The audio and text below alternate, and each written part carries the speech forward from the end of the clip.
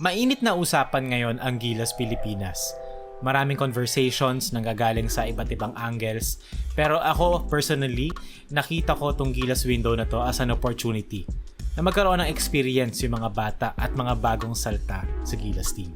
Eh kung i-disregard natin yung record, thankfully, nagkaroon naman ng burn yung mga players. And we're at the point na rin kasi na tayong Gilas fans, di ba? Alam na natin kung ano ang possible na pwedeng maging itsura ng Gilas team na to at full strength kapag kompleto at kung paano ito dinesign in the first place. Dati ang problema, Gilas can't seem to find a schedule kung saan available yung PBA players kasi at the time sila yung best available. So, 'di ba, pagkatapos nun, gumawa ang Gilas team na parang 50-50, kalahati domestic, kalahati international. And nakita natin sa isang past windows kung gaano kalakas ang Gilas team at full strength, beating a New Zealand team sa MOA Arena. And after that, news broke out na Gilas can now finally classify QMB, a 6'10" big na talented, and Mike Phillips, another talented young big. Parehas pwede na maklasify as locals. Pero, anong nangyari? Bakit tayo nandito ngayon? Bakit 2026 na hindi pa rin magkasunduan lahat? Mapa team, mapa politics, mapa fans. Bakit hindi pa rin tayo mag-agree lahat? And most importantly, bakit hindi pa rin mabuo ang best Gilas team available? Sa totoo lang, kung magbibigay ako ng honest answer, baka abutin tayo hanggang bukas. Kaya, today, pag-usapan na lang natin ang mga present at future. We are going to talk about the next generation of Gilas Pilipinas.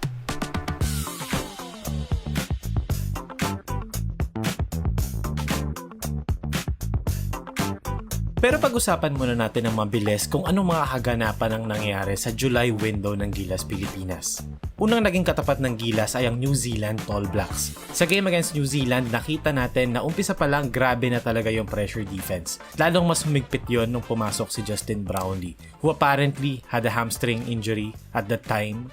At grabe yung pag-double team sa kanya ng New Zealand.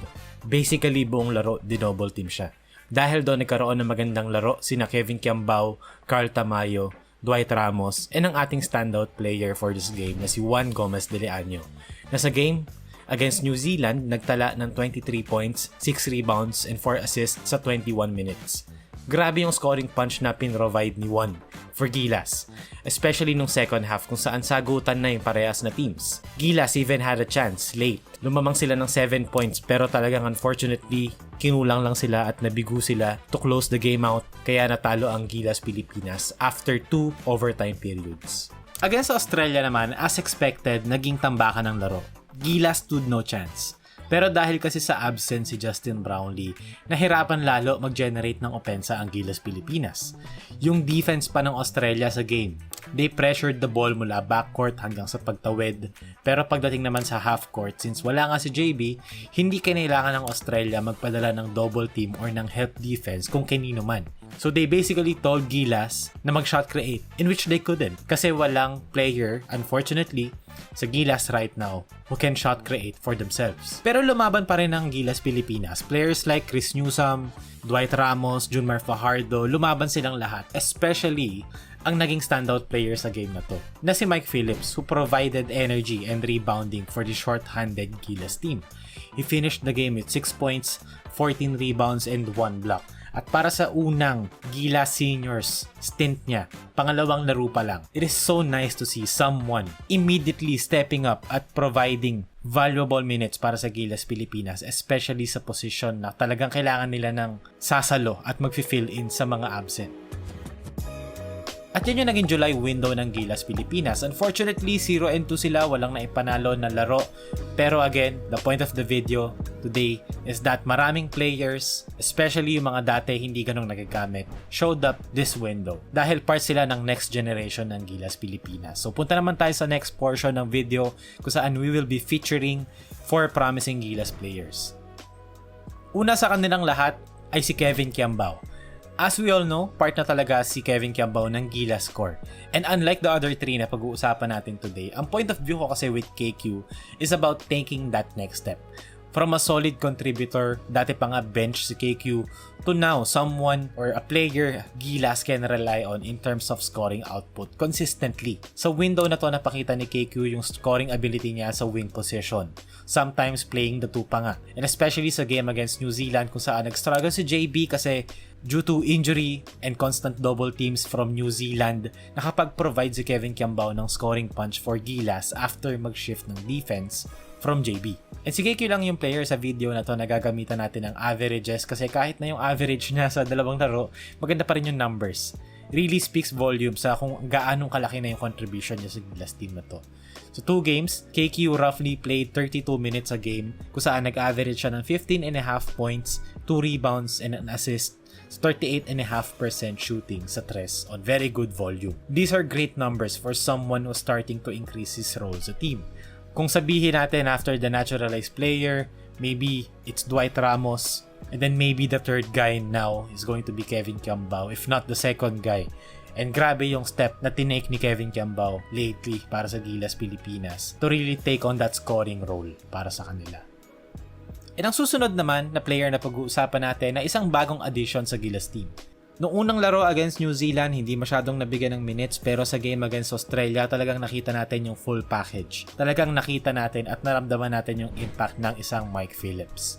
Isang 6'8 big na talagang grabe yung energy at rebounding at rim protecting na napoprovide niya for this Gilas team. And this window, napakita niya yun, yung impact niya in terms of rebounding and energy. And maraming makakapansin na undersized siya for a big. 6'8", kind of small for people's standards nowadays. Pero kasi para sa akin, what matters most ay yung motor, yung standing reach, at yung mobility. Kasi lahat ng yun, formula yun for winning basketball. To me, mas may effect. Mas may impact yung player na mabilis at mahaba wingspan. Mas maraming area of influence kumpara dun sa mas matangkad pero mas mabagal na big. If ever there's an option. At sa game against Australia, against those bigger but slower bigs, nakita natin yung standout na motor ni Mike. Sa 24 minutes, nagtala siya ng 6 points, 14 rebounds, and a block. Grabing numbers para sa isang kasasali lang at isang new addition sa Gilas team na to. On to the next player. Ang pangatlong pag-uusapan natin ay si Carl Tamayo na kagaya ni KQ, part na rin talaga siya ng Gilas core. Pero for the longest time kasi parang palaging siya yung pinaka hindi nakahanapan ng opportunities maglaro. Meron kasing weird tendencies minsan si Coach Tim na some players to him parang same role, so therefore hindi pwedeng magsabay. Unfortunately si Carl Tamayo kasi ang naging ka-role niya ay si Justin Brownlee. Pero this window, even mula pa nung tune-ups pa lang, we saw Carl Tamayo's role increase. And ngayon, knowing and having the knowledge na injured pala si Justin Brownlee, ang naging parang silver lining despite the injury being unfortunate is Carl Tamayo getting more run and getting more opportunities for this Gilas team. And nagpakita naman siya, nag-deliver naman siya, especially sa game against New Zealand. Nagtala siya ng 17 points, 4 rebounds, and 1 assist. Ang masasabi ko lang downside kasi dito, since short-handed nga ang Gilas sa front court, he had to play some minutes at the 5. And alam naman natin na hindi naman niya natural position yon. So he gave up a couple of clutch offensive rebounds para sa New Zealand. Pero we can't really fault him for that kasi naturally, 3-4 talaga si Carl. More leaning towards a 4. And finally, pag-usapan natin yung naging pinakamalaking revelation para sa Gilas team na to. Si Juan Gomez de Leaño. Since yung guard position ng Gilas Pilipinas, after mawala ni Jason Castro has been shaky, hindi makahanap ng consistent na guard na talagang magpo-provide for this Gilas team internationally. Pero it's looking like Juan Gomez de Leaño is the best candidate right now for that role. And bago pa magsimula itong July window for Gilas, marami na talagang believers si Juan dahil sa kanyang impressive PBA rookie performance, even yung international experience niya sa Europe and even Korea. Gets ko kung bakit may hype kay Juan. Kasi hindi siya undersized, athletic siya, and yung scoring ability niya talaga is quite dynamic. And I should say, generational pa nga. And we saw yung scoring na yon against New Zealand. Nakita natin yon. Breakout game pa nga from Juan Gomez de Leaño, scoring 23 points, 6 rebounds, and 4 assists. He also went 4 out of 9 sa tres, and most of those were crucial big shots pa late in the game. At yan yung 4 na players na kino-consider ko as part ng future ng Gilas Pilipinas. I can confidently say na sila ang next generation ng Gilas Pilipinas. Hopefully, di ba, hindi kumaliwa, pero I am very optimistic sa kung anong future ng 4 na to para sa Gilas team na to. And I hope Coach Tim Cone gives them more minutes, more opportunities sa paparating na August window kasi these guys deserve it. These guys deserve more minutes and more opportunities para mas mapakita pa nila, di ba, yung best version nila for this Gilas team. So now natapos na natin pag-usapan yung mga players na gusto natin pag-usapan. daanan naman natin yung Gilas program and itong July window na to. Kasi 0-2 sila ngayong window. Maraming disappointed, maraming nag-aaway, maraming galit, maraming masaya, iba't ibang emosyon. And ako personally, masaya ako sa window na to kasi hindi rin naman ako nag-expect ng panalo, pero I've said this countless times na at the very least man lang, di ba? May mga players na makakuha ng opportunities, makakuha ng burn. And nakuha naman nila yon. Like, these players na pinakita natin today, nakuha naman nila yung opportunities na yon. And most importantly, nag-show up sila, especially sa New Zealand game. And alam mo yun, naiintindihan ko naman din na gusto nating lahat Gilas fans makita yung best version ng Gilas team na to. Especially ngayon na they're actually trying to make a bid. Talagang lumalaban sila na makasali pa rin sila sa World Cup despite all the circumstances, despite being in a bracket na sila lang yung actual Asian team. And dalawa doon sa bracket na yon or sa group na yon, some would argue na hindi pa nga dapat kasama sa FIBA Asia. So, it's kind of unfair, pero at the same time, they did this to themselves and kailangan nilang humanap ng paraan to figure it out.